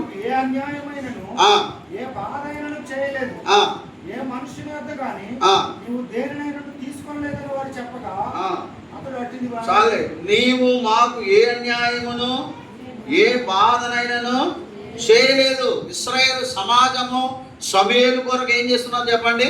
సాక్ష్యాన్ని ఇస్తున్నారు. సమూయేలుకు మళ్ళీ కుమారులు పుట్టారంట, న్యాయాధిపతులు లేరంట. కానీ వాళ్ళు నీలాంటి వాళ్ళు కాదు, వాళ్ళు లంచగొండలు అయిపోయారు. కానీ నీవు మా మధ్యన చిన్న లోపం కూడా లేకుండా ఉన్నావు. అంటే సమూయేలు ఏం కలిగి ఉన్నాడు చెప్పండి? సాక్ష్యాన్ని కలిగిన వాడు ఉన్నాడు. అంటే ఒక్కొక్క మెట్టుగా సమూయేలు జీవితము ఎంత ఉన్నతంగా ఎదిగిపోయిందో మనం గమనిస్తూ ఉన్నాం పిల్లరా. అందుకే ఏమయ్యాడు సమూయేలు మొదటి గ్రంథం 3వ అధ్యాయంలో 20 వచనం చూడండి, లేక 19:20. సమూయేలు పెద్దవాడు కాగా యెహోవా అతనికి తోడైనందున అతని మాటల్లో ఏది తప్పిపోలేదు. కాబట్టి సమూయేలు యెహోవాకు ప్రవక్తగా స్థిరపడినని దాని మొదలుకొని బెయేర్షెబాకు ఇశ్రాయేలు అందరూ తెలుసుకున్నారు. ఇందాక బాలుడిగా ప్రారంభించబడిన ఈయన ఇప్పుడు ఏమైంది చెప్పండి? పెద్దవాడాయను. పెద్దవాడైనప్పటికీ ఎలా ఉంది పరిస్థితి అంటే, ఏ మాట అయితే చెబుతాడో సమూయేలు ఆ మాట ఏమైంది? నెరవేర్చబడింది. అది మాత్రమే కాకుండా దాన్ని మొదలుకొని బెయేర్షెబా వరకు ఇశ్రాయేలు అందరికీ కూడా ఒక గొప్ప ప్రవక్తగా సమూయేలు ఏం చేయబడ్డాడు చెప్పండి? స్థిరపరచబడ్డాడు. కారణం ఏంటి మీరు చెప్పాలి? అంత ఖ్యాతి, అంత పేరు, అంత ఆధిక్యత, అంత ఉన్నతమైన స్థితి సమూయేలుకు కలగడానికి కారణం ఏంటి చెప్పండి? తల్లి పెంపకం. ఏం చెప్పండి? తల్లి పెంపకం. పోనీ ఇంటికాడ తల్లి బాగానే పెంచిందిలే, ఇప్పుడు ఎక్కడ విడిచిపెట్టి వచ్చేసింది? మందిరంలో విడిచిపెట్టి వచ్చేసింది. ఈ మందిరంలో పరిస్థితి ఎలా ఉంది? అవునండి, బాగుందా? ఏమన్నా ఏది ప్రధాన యాజకుడు కుమారులే ఎరగని వారుగా ఉన్నారంట. ఎలా ఉన్నారండి వాళ్ళు? యెహోవాను ఎరగని వారు. చూడండి, సమూయేలు మొదటి గ్రంథం 2వ అధ్యాయము 12వ వచనం చెప్పాడు, ఏలీ కుమారులు యెహోవాను ఎరగని వారై మిక్కిలి దుర్మార్గులు. ఎవరి మధ్యలో పెరిగాడు చెప్పండి? యెహోవాను ఎరగని మిక్కిలి దుర్మార్గులైన హోఫ్నీ ఫీనెహాసుల మధ్యలో సమూయేలు పెరిగాడు. కానీ ఆ ఎఫెక్ట్ ఏమి ఎవరి మీద పడలేదు? సమూయేలు మీద పడలేదు. తర్వాత 22వ వచనం చూడండి, 2:22. ఏలీ బహువృద్ధుడాయెను, ఇశ్రాయేలు తన కుమారులు చేసిన కార్యములన్నీ వారు ప్రత్యక్ష గుడారముకు ద్వారము దగ్గరకు సేవ చేయుటకు వచ్చిన స్త్రీలతో సైనించుటేను మాట చెవిని పడగా వారిని పిలిచి ఇట్లనేది అనే మాట చెప్పాడు. హోఫ్నీ ఫీనెహాసు కుమారులు ఎంత దుర్మార్గమైన కార్యాలు చేస్తున్నారో సమూయేలు బాల్యములో ఆ మందిరానికి వెళ్ళేటప్పటికి. కానీ ఎఫెక్ట్ ఎవరి మీద పడలేదండి చెప్పరే? యెషయా కాలంలో చుట్టూ ఉన్న పరిస్థితులు చాలా భయంకరంగా ఉన్నాయి. దేవునికి విరోధంగా బ్రతుకుతున్నారు, పాపములో బ్రతుకుతున్నారు, అపవిత్రతలో బ్రతుకుతున్నారు. కానీ దేవుడు నాకు ఇచ్చిన కుమారులు మాత్రం దేవునికి సూచనలుగా మహత్కార్యాలుగా మేము ఉన్నాం. మాకేమి అంటకుండా మేము మా బిడ్డలను పవిత్రత కాపాడుకున్నాం. సమూయేలు బాల్యదశలో దేవుని మందిరంలో ఉన్నప్పటికీ కూడా అక్కడ ఎన్నో దుర్మార్గమైన పరిస్థితులు ఉన్నప్పుడు కూడా ఆ ప్రభావం ఏమీ కూడా సమూయేలు మీద ప్రభావితం చేయలేదు. కారణం ఏంటి? ఆ తల్లి ప్రార్థన, ఆ తల్లి కన్నీటి ప్రార్థన, ఆ కొద్ది సంవత్సరాల ఆ పెంపకం ఆ బాలుడు స్థిరపడటానికి కారణమైంది. ఈ రాత్రి మనం ఆలోచన చేద్దాం. మన బిడ్డలను ఈ విధానంలో పెంచగలుగుతున్నామా? మన పిల్లలు ఈ విధమైన క్రమములో దేవుని దాసుల పట్ల గౌరవం కలిగి దేవుని మందిరములో ఉండి దేవుని సన్నిధిలో చిన్న చిన్న పరిచర్యలు చేస్తూ ఏమంటే దేవుని సన్నిధిలో ప్రార్థిస్తూ దేవుని చేతిలో వాడబడే సాధనాలుగా ఎవరు మన బిడ్డలు ఉన్నారు? నాకు చాలా విషయాలు ఏంటంటే, దేవుడు మనకు బిడ్డలు ఇచ్చాడు, మనల్ని కూడా ఆశీర్వదించాడు. ఆ బిడ్డల కొరకు ఎంతో ఖర్చుబడి చేసి మనము విద్యాభివృద్ధులు నేర్పిస్తున్నాం. ఏం చేసి? మన తల్లిదండ్రులు మాకు అప్పుడు అంత ఖర్చు పెట్టే స్తోమతలు ఆ రోజుల్లో లేవు. కానీ ఇవాళ కూలి పని చేసుకున్నా కూడా బిడ్డల్ని ఎలా చదివించాలని, ఉన్నతంగా చదివించాలని లక్షలు పెట్టి చదివిస్తున్నారు. లక్షలు పెట్టి చదివిస్తున్నారు కానీ లక్షణంగా దేవుని సన్నిధిలో పెంచుతున్నారా? నేను ఒక అమ్మాయిని అడిగామ్మా వాకింగ్ చదువుతున్నావు అంటే లేదు పాస్టర్ గారు. ఏ అంటే అసలు వర్క్ ఎక్కువ అంట. ఏమి ఎక్కువ అంటే నువ్వు కాన్వెంట్ నుంచి వచ్చాక అసలు టీవీ ముందు కానీ సెల్ ముందు కూర్చోకుండా ఊరికే పుస్తకం ముందే కూర్చొని ఉన్నావా? తల్లిదండ్రులు కూడా ఏమన్నారంటే మీ పిల్లలు రాలేదంటే ఎక్కడంటే పాస్టర్ గారు అసలు వాళ్ళు స్కూల్ నుండి వస్తే పుస్తకాల ముందే ఇదే అంతా. ఇవాళ అన్ని చూడండి వాళ్ళ పిల్లల్ని ఎక్కడ తీసుకెళ్తున్నారంటే మన పిల్లల్ని అలాగా టీచ్ చేయలేకపోతున్నాం. మన పిల్లల్ని ఎందుకు దేవుని మందిరాన్ని నడిపించలేకపోతున్నాం. రే చదువు కాదు, ముందు ఏం కావాలా? దేవుని సన్నిధి ముఖ్యంరా. నువ్వు చదివింది నీకు మేలు కావాలంటే నువ్వు ఎక్కడ ఉండాలి? దేవుని సన్నిధి లేకుండా వాడు ఎంత చదివినా చివరికి వాడు భ్రష్టుడు తప్ప ఏమవ్వడు. ఉద్యోగం రావచ్చు, డబ్బులు సంపాదించవచ్చు, అదే సమయంగా లోక సంబంధంగా వాడు చెడిపోయి కూడా ఏది ముఖ్యం మనకి? ఈ రాత్రి ఆలోచన చేయాలి. యెషయాని అడగండి, అలా చెప్తాడు. అన్నాన్ని అడగండి, ఇదిగో నా బిడ్డని నేను ఇలాగా నేను పెంచి దేవునికి అప్పగించాను గర్వంగా తలెత్తుని చెప్తుంది. మన బిడ్డల గురించి సమాజంలో సంఘంలో తల ఎత్తుకుని ఈ విధంగా మనం సాక్ష్యం చెప్పే పరిస్థితిలో ఉన్నామా ఈరోజు? మన యవన బిడ్డలు చెడిపోతున్నారు ఏమండి? యవన కాలంలోనే పడిపోతున్నారు, అపవిత్రతలోకి వెళ్ళిపోతున్నారు. కారణం ఏంటి? వాక్యం లేదు. 119 కీర్తనలు అన్నాడు కదా, యవనస్తులు హృదయంలో వాక్యం అంటే ఏం చేయరంట, వాళ్ళు పాపము చేయరంట. మరి పాపం చేస్తున్నారంటే అర్థం ఏంటంటే హృదయంలో ఏమి లేదు, నువ్వు నేర్పించలేదు. స్కూల్కి వెళ్ళరా, అక్కడికి వెళ్ళరా, ఇక్కడికి వెళ్ళరన్నా కానీ ఎక్కడికి వెళ్ళమలేదు నువ్వు. జాగ్రత్త అండి. ఈ రాత్రి దేవుడు మనతో మాట్లాడుతున్నాడు. కుటుంబాలు బాగుంటే సంఘము బాగుంటుంది. కుటుంబాలు బాగోకుండా సంఘం ఏమాత్రం కూడా. ఎందుకంటే ఏ చర్చికి వెళ్తున్నారు? ఫలానా చర్చి. మరి పిల్లలు ఉన్నారు అంటే ఆ సంఘానికి చెడ్డపేరు, ఆ సేవకునికి చెడ్డపేరు, అంతకంటే ముఖ్యంగా దేవునికి చెడ్డపేరు. ఒక కుటుంబం మంచిగా ఉంటే ఆ కుటుంబం వెళ్ళే సంఘము మంచి సాక్ష్యం కలిగి ఉంటుంది. సంఘాలు బాగుంటే సమాజం కూడా ఎలా ఉంటుంది చెప్పండి? బాగుంటుంది. దేనికైనా మూలం ఏది? కుటుంబమే. కాబట్టి మన కుటుంబాన్ని దేని మీద మనం నిర్మిస్తున్నాం. ఈమె అన్న ఈ విధంగా ఉంటే మరొక తగ్గం చూడండి. దినవృత్తాంతాలు 2వ గ్రంథం 22వ అధ్యాయం 2వ వచనం చూడండి. దినవృత్తాంతాలు 2వ గ్రంథం 22వ అధ్యాయం 2వ వచనం. అహజ్య ఆరంభించినప్పుడు 62 వాడే యెరూషలేములో 1 సంవత్సరం ఏలేను. అతని తల్లి ఒమ్రీ కుమార్తె, ఆమె పేరు అతల్య. 3వ వచనం. దుర్మార్గంగా ప్రవర్తించుటకు అతని తల్లి అతనికి నేర్పించుతూ వచ్చెను గనుక అతడును అహాబు సంతతి వారి మార్గములందు నడచెను అన్నాడు. ఈ తల్లి ఎవరు? అతల్య. తన కుమారుడికి ఏం నేర్పింది? దుర్మార్గంగా ప్రవర్తించడం నేర్పించింది. కాబట్టి ఆహాబు ఎలా జీవించాడో, యెజబెలు భర్త అయిన ఆహాబు ఎలా జీవించాడో ఇప్పుడు వీడు కూడా దుర్మార్గంగా అలాగా జీవించాడు. ఈ రాత్రి ఇద్దరు తల్లులు మనం చూసాం. ఒకటి అన్న కదండి, రెండోది అతల్య. అన్న దేవుని మహిమ కొరకు బిడ్డను పెంచింది, అతల్య దుర్మార్గమైన కార్యాలు చేయడానికి నేర్పించింది. మనం ఏమి నేర్పిస్తున్నాం? తర్వాత పురుషులుగా యెషయా అంటాడు, నేను దేవుడు నాకు ఇచ్చిన బిడ్డలు దేవునికి సూచనగా మహత్కార్యాలుగా ఉన్నాం అని చెప్తున్నాడు. తండ్రులారా మీ బిడ్డలు ఎలా ఉన్నారని మీరు చెప్పగలరు.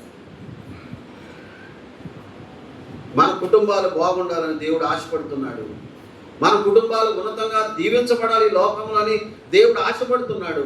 కానీ ఆ దేవునికి మన బిడ్డలు దూరం చేస్తే ఆశీర్వాదాన్ని పోగొట్టడానికి కారణము మనమే. ఎబ్రిలికి రాసిన పత్రిక 2వ అధ్యాయము 13వ వచనం మనం వచ్చేద్దాం. ఇదిగో నేను దేవుడు నాకు ఇచ్చిన పిల్లలు. ఇక్కడ యేసు ప్రభు వారే ఇదిగో నేను అనే మాట ఎవరు చెప్తున్నాడు? యేసు ప్రభు వారి గురించి తండ్రి అనే దేవుని అంటున్నాడు, అయ్యా నీవు నాకు ఇచ్చిన పిల్లలు. యోహాను సువార్త 17వ అధ్యాయంలో అన్నాడు కదా, నీవు లోకములోని నాకు అనుగ్రహించిన వారు అన్నాడు. ఈ పిల్లలు ఎవరు? యేసు ప్రభువు నందు విశ్వాసం ఉంచి రక్షించబడి దేవుని కొరకు జీవిస్తున్న వారి గురించి ప్రభు అయిన క్రీస్తు పలుకుతున్న మాట ఏమంటే, ఇదిగో నేను దేవుడు నాకు అనుగ్రహించిన పిల్లలు. అంటే దేవుని నమ్మిన పిల్లలమైన మనల్ని బట్టి ప్రభు అయిన క్రీస్తు తండ్రి ఎదుట చెప్పుకునేలాగా మనం కూడా బ్రతకాలి విశ్వాసులుగా. చాలా అక్కడ పాట ముందరే మనం వెళ్ళిపోతున్నాం. అయితే ప్రియులారా ఒక మాట మనం గమనిస్తున్నప్పుడు 2వ అధ్యాయం 14వ వచనంలో కాబట్టి ఆ పిల్లలు రక్తమాంసములు గలవారైనందున ఆ ప్రకారమే మరణం యొక్క బలము గలవారిని, అనగా అపవాదిని మరణము ద్వారా నశింపజేయుటకును జీవిత కాలమంతయు మరణ భయము చేత దాస్యము లోబడిన వారు విడిపించుటకు ఆయన కూడా రక్తమాంసములలో పాల్గొన్నాడు. 2వ కుమారుడు దేవుని తీర్పుకు సూచన అని చెప్పుకున్నాము. 1వ కుమారుడు దేవుని కృపకు సూచన. ఇక్కడ మనం జ్ఞాపకం చేస్తున్నప్పుడు వాస్తవంగా మనం కూడా దేవుని ఉగ్రత కింద ఉన్నాం, దేవుని కోపము క్రింద ఉన్నాం, దేవుని శిక్ష క్రింద ఉన్నాం. దేన్ని బట్టి? పాపాన్ని బట్టి. ఇదిగో దేవుడు నాకు అనుగ్రహించిన నా పిల్లలని దేవుడు చెప్పక ముందు మన పరిస్థితి ఏంటి చెప్పండి? పాపములో ఉన్నాం, పాపం పనులు చేస్తున్నాం, దుర్మార్గమైన కార్యాలు చేస్తూ ఉన్నాం. కాబట్టి పాప ఫలితము మరణం అన్నాడు. అనగా పాపం వలన వచ్చే జీతము మరణం అన్నాడు. రోమపత్రిక 3వ అధ్యాయం అన్నాడు, ఈ సమస్తము కూడా దేవుని ఉగ్రత కింద ఉన్నదే. కారణం ఏంటంటే మనిషి చెడిపోయాడు. 3:11 మీద కింద వరకు చదువుకుంటే మనిషి నిలువెత్తున చెడిపోయాడు. నాలుక, గొంతుకు, పెదవులు, కన్నులు, పాదములు చెడిపోయి ఉన్నాడు. పాపపు ఇష్టమైన బ్రతుకులో జీవిస్తున్న మానవ పైన దేవుని కఠినమైన తీర్పు, ఉగ్రత రావడానికి సిద్ధంగా ఉంది.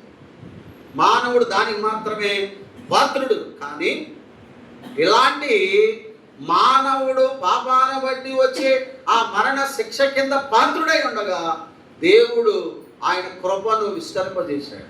ఎవరి ద్వారా? ప్రభు అయిన యేసుక్రీస్తు ద్వారా.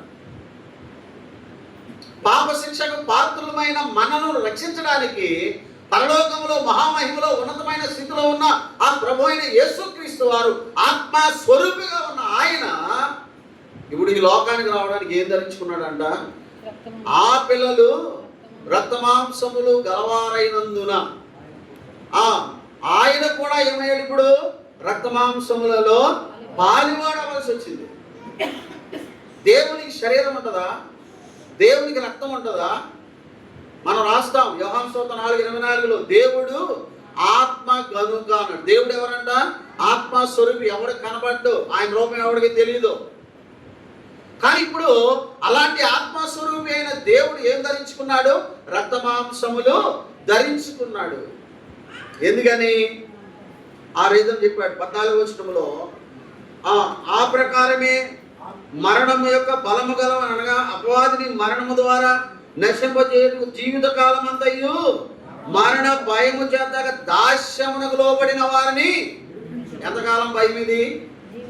కాబట్టి జీవిత కాలం. ఏ మరణం ఇది?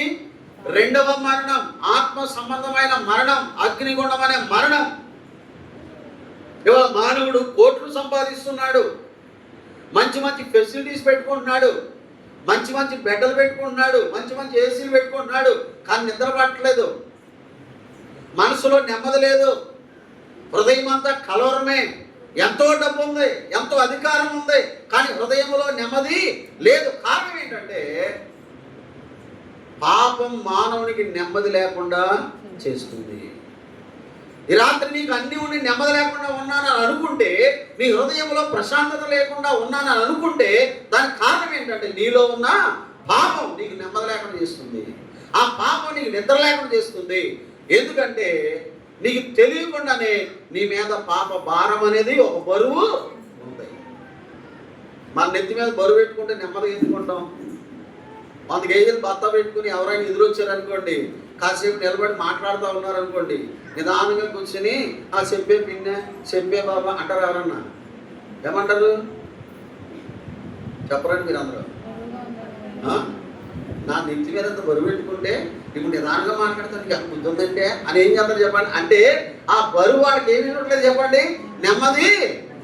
ఈనాడు మానవుడు పాప భారములో, పాప బరువు కింద ఉన్నాడు కనుక ఆ బరువు వీడికి ఏం చేస్తుందంటే నెమ్మది లేకుండా చేస్తుంది. రెండోది భయం. నేను అసలు దేనికి భయపడిన అంటాడు. డాక్టర్ గారి దగ్గరికి వెళ్తే నువ్వు 10 రోజుల్లో చచ్చిపోతావా అన్నాడు అనుకోండి, వీడు 1 వారం రోజులుగా చచ్చిపోతాడు. ఎందుకని? దేనికి భయపడినాడు? దేనికి భయపడతాడు? సావు అంటే భయం. లేనోడు ఉన్నాడు ఎవరైనా? ఎవరు లేరు. అలెగ్జాండర్ ద గ్రేట్ ప్రపంచంలో 30 జయించాడంట. ఒక చీమను జయించలేక చచ్చిపోయాడు. దేన్ని జయించలేకపోయాడు? మరణాన్ని జయించలేకపోయాడు. ఈనాడు మరణాన్ని జయించలేని పరిస్థితిలో మానవుడు మగ్గిపోతుంటే, అలాగా మరణ దాస్యము కింద ఉన్న వాడిని విడిపించి వాడికి విజయం ఇవ్వడానికి ఎవరు దిగి వచ్చారు? యేసయ్య దిగి వచ్చాడు. రక్తమాంసంలో పారివాడై ఈ లోకంలో కన్యమరియు గర్భమున జన్మించి యెషయా గ్రంథం 7వ అధ్యాయంలో ఒక సూచన, ఆహారు నీకు ఒక సూచన, కన్యక గర్భవతి కుమారుని ఆయనకి ఇమ్మానుయేలు అని పేరు పెడతారు. మత్తయి సువార్త 1వ అధ్యాయం 21వ వచనంలో చెప్పాడు, ఆమె ఒక కుమారుని కనును, తన ప్రజలను వారి పాపం నుండి ఆయన్ని రక్షించును కనుక ఆయనకు యేసు అనే పేరు పెడతారు. 22వ వచనంలో ఈ మాట చెప్పాడు కదా, ఇమ్మానుయేలు అనే పేరు పెడతారు. అలాగైతే పాప దాస్యంలో ఉన్న మానవులను విడిపించడానికి ఆయన ఈ లోకానికి రక్షకుడుగా వచ్చాడు. ఈ లోకంలో ఎన్నో అద్భుతాలు, ఆశ్చర్య కార్యములు చేసి మరణపు ముళ్ళును విరిచి మరణం పైన మనకు విజయం ఇవ్వడానికి ఆయన మన కొరకు మరణానికి వెళ్ళిపోయాడు. పాపాన్ని బట్టే మరణం వస్తుంది అన్నాడు. మరి యేసు ప్రభువులో ఏ పాపం ఉంది? ఏమండి, ఆయన పాపము ఎరగనివాడు, ఆయన పాపము చేయనివాడు, ఆయన ఏ పాపము తెలియనివాడు మన ప్రభు అయిన యేసుక్రీస్తు. కానీ ఎందుకు మరణించాడంటే, కొరింథీ 1వ పత్రిక 15:3 అన్నాడు, లేఖనముల ప్రకారం క్రీస్తు మన పాపముల నిమిత్తమై మృతి పొందెను, సమాధి చేయబడి 3వ రోజు తిరిగి లేచాడు. మన పాపాల వరకు యేసు ప్రభు మరణించాడు, సమాధి చేయబడ్డాడు, 3వ రోజు తిరిగి లేచాడు. మరణపు ముళ్ళును ఆయన విరిచివేశాడు, మరణం పైన విజయం పొందాడు. ఇప్పుడు మనం మరణాన్ని జయించలేం, కానీ మరణాన్ని జయించిన క్రీస్తు ప్రభువునందు విశ్వాసం ఉంచినప్పుడు దేవుడు మనకేమిస్తున్నాడు? గొప్ప రక్షణ ఇస్తున్నాడు, మరణం పైన విజయం ఇస్తున్నాడు, మరణ బానిసత్వం నుండి దేవుడు మనల్ని రక్షిస్తున్నాడండి. ఏం చేస్తే? డబ్బులు ఇస్తేనా? రక్షణ డబ్బుల వల్ల కలిగింది కాదు. పేతురు 1వ పత్రిక 1వ అధ్యాయం 18వ వచనంలో చెప్పాడు, పితృ పారంపర్యమైన వ్యర్థ ప్రవర్తన విడిచిపెట్టినట్లుగా వెండి బంగారముల వంటి క్షయ వస్తువుల చేత మీరు విమోచింపబడలేదు, కానీ అమూల్యమైన అనగా నిర్దోషమైన నిష్కళంకమైన గొర్రె పిల్ల వంటి క్రీస్తు రక్తము చేత ఏం చేయబడ్డారు? మీరు విమోచించబడ్డారు. ఒకవేళ మన రక్షణ డబ్బుల వల్ల జరుగుంటే మనం కూడా ఏం కట్టాలి? ఇప్పుడు ఆయన వెల చెల్లించాలి, కానీ మనకేమిస్తున్నాడు? ఉచితం.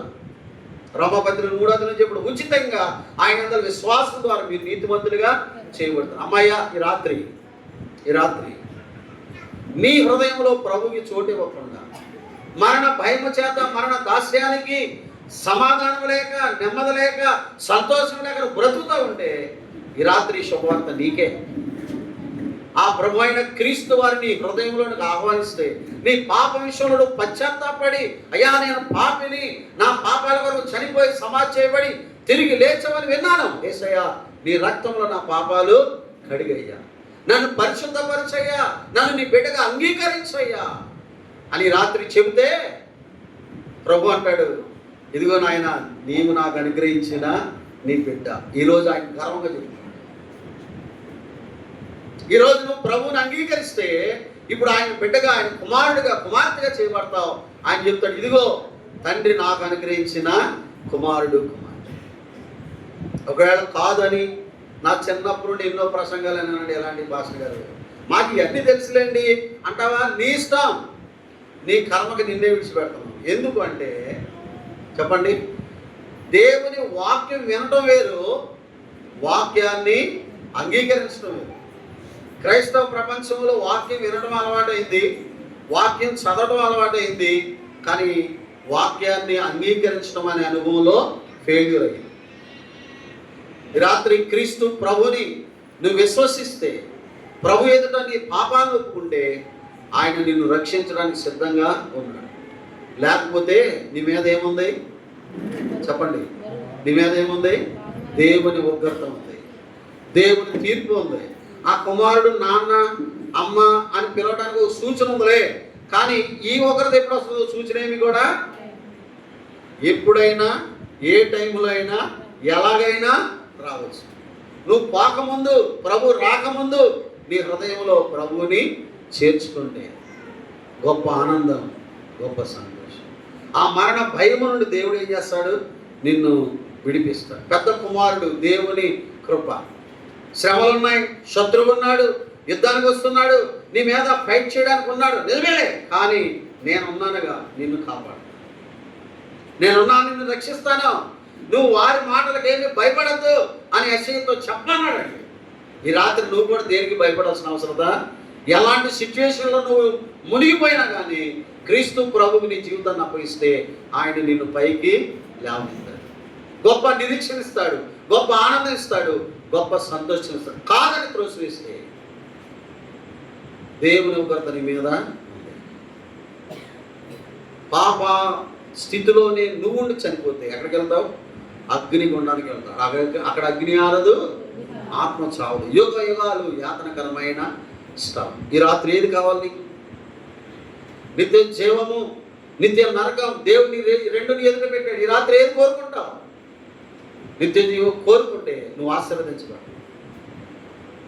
నాకు వద్దులేని నిర్లక్ష్యం తెలిగిపోతే ఇక దేవుని ఒకరితో నీ మీదకి ఎప్పుడు వస్తుంది ఎవరికి కూడా తెలియదు. ఇదే మిక్కిలి అనుకూలమైన సమయం, ఇదే రక్షణ దినం. ఆ బాబు పుట్టినరోజు నీ ఆత్మీయ పుట్టినరోజు కావాలని దేవుడు ఆశపడుతున్నాడు. ఇదిగో నేనను దేవుడు నాకు ఇచ్చిన పిల్లలు. మనం దేవుని నమ్ముకోవాలి, దేవుని వెంబడించాలి, దేవుని కొరకు జీవించాలి. మన బిడ్డలను దేవుని కొరకు మనము పెంచాలి. ఆ కుటుంబాలు నిశ్చయముగా ఈ లోకంలో ఆశీర్వదించబడతాయి, రేపు పరలోకంలో కూడా ఆశీర్వాదంగా. దేవుడి కొద్ది మాటలు మనందరి క్షమార్థమై దీవించి ఆశీర్వదించును గాక. ఆమేన్.